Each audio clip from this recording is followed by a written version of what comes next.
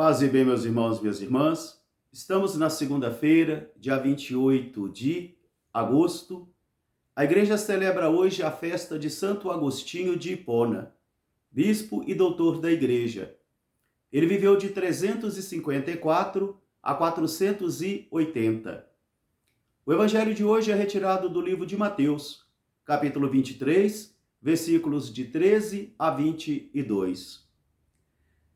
Naquele tempo, disse Jesus: Ai de vós, mestres da lei e fariseus hipócritas! Vós fechais a porta do reino dos céus. Vós não entrais e não deixais entrar aqueles que o desejam. Vós percorreis o mar e a terra, buscando converter pessoas. E quando consegues, vós as tornais dignas do inferno, 2 vezes piores do que vós. Vós dizeis: se alguém jura pelo templo, não vale. Mas se alguém jura pelo tesouro do templo, isso vale. E também dizeis: se alguém jura pelo altar, não vale. Mas se jura pela oferta que está no altar, isto vale. Ora, cegos, guia cegos, o que vale mais? O templo ou o tesouro do templo? O altar ou a oferta que está no altar?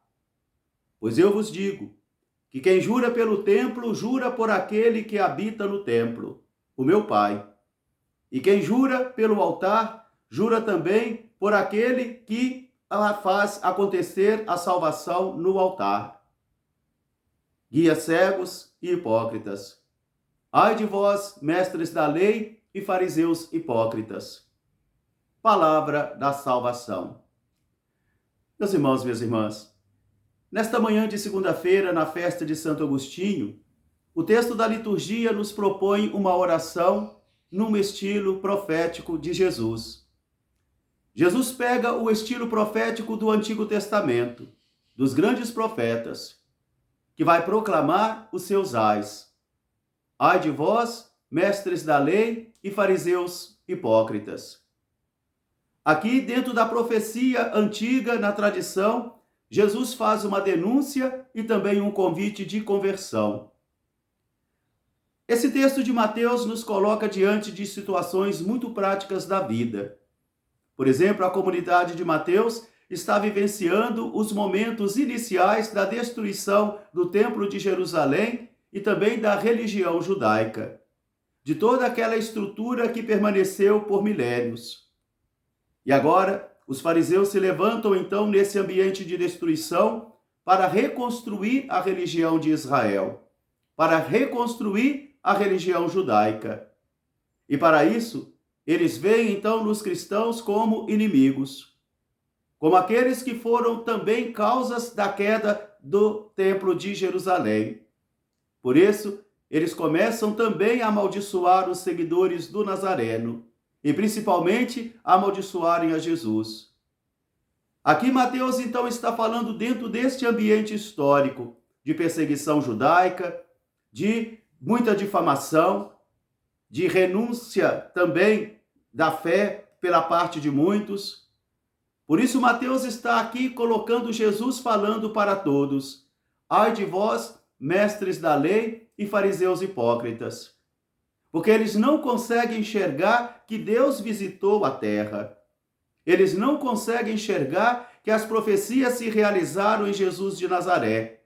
Eles não conseguem, e também em decorrência do fechamento do coração e da autossuficiência de cada um deles, eles não querem enxergar.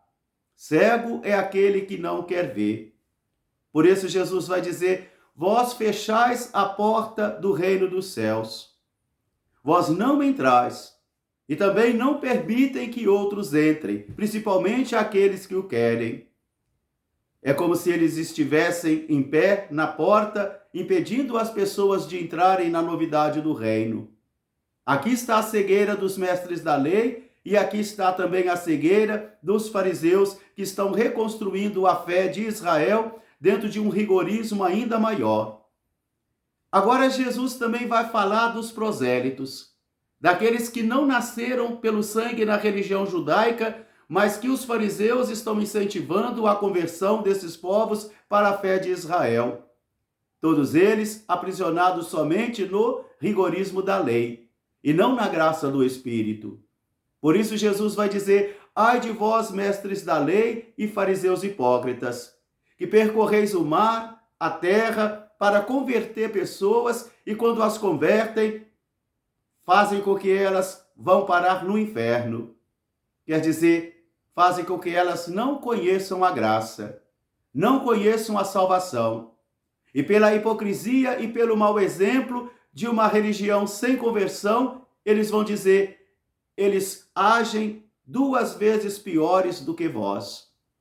O mau testemunho, o mau exemplo, faz com que os outros também se desviem do caminho e não conheçam a graça da salvação e também da conversão. E isso deve ser muito sério para todos nós, porque nós podemos proclamar uma religião muito água com açúcar, sem espírito de conversão, e isso vai fazendo com que aqueles que vêm até nós se comportem piores ainda do que nós. E isso Jesus vai acusar. Depois, como não existe mais o templo de Jerusalém, então, diz ele, os fariseus e os mestres da lei vão dizer: não vale mais jurar pelo templo. O templo não existe. Mas se alguém jurar pelo tesouro do templo, isso vale. Há uma inversão de valores. Há uma inversão onde o tesouro fica mais importante e mais santo do que o templo. E também Jesus pega um outro exemplo. Se alguém diz que vai jurar pelo altar, não vale. Mas se jura pela oferta que está no altar, isso vale. Novamente, o espírito de uma religião desvirtuada. De uma religião que vive somente e quer se sustentar somente pelo poder das moedas e pelo poder das oferendas e não pela graça de Deus. Por isso Jesus vai chamá-los de guias cegos, que ficam interpondo a graça de Deus, não permitindo que aqueles e aquelas que são tocados pela graça possam entrar no reino. Eles são alfandegários, e são eles que, num rigorismo muito profundo da lei, vão fazendo com que a graça de Deus fique ressecada nas tradições e nas leis, mas sem espírito de conversão. E Jesus vai dizer: guias cegos que não conseguem compreender a mensagem do reino, guias cegos que não conseguem proclamar as novidades dos Deus de Israel, que veio proclamar um ano de graça para todos aqueles que o reconhecem como Salvador e Pai. Meus irmãos, minhas irmãs, a gente sabe que às vezes os textos são um pouco densos, pesados e enigmáticos. Mas o Espírito da Palavra, ele tem esse poder de clarear em nossa mente e clarear em nosso coração a mensagem que o Senhor tem a nos passar. Tomar cuidado com o rigorismo da lei, tomar cuidado com a hipocrisia da fé, tomar cuidado com o mau exemplo, para que assim a gente também não venha desvirtuar a mensagem de conversão que o próprio reino de Deus exige. Convertei-vos e crede no Evangelho. Assim começa a proclamação do ano da graça feito pelo Senhor. Convertei-vos e crede no Evangelho. E nós temos que tomar então muito cuidado, porque o irmão testemunho é muito mais importante do que a pregação, é muito mais importante do que os símbolos da fé, é muito mais importante do que as instituições, porque a melhor pregação ainda é um testemunho fiel de que nós cremos e professamos que Jesus é o Santo de Deus, o Salvador.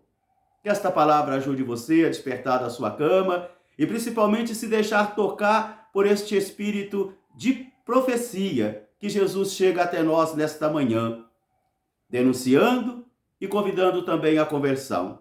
Um grande e fraterno abraço para todos, paz e bem, até amanhã se Deus quiser. Seráfico Pai de São Francisco, rogai por nós. E encerremos com Santo Agostinho: aquele que te criou sem ti, não vai te salvar sem ti. Que Deus os abençoe, até amanhã se Deus quiser. Paz e bem.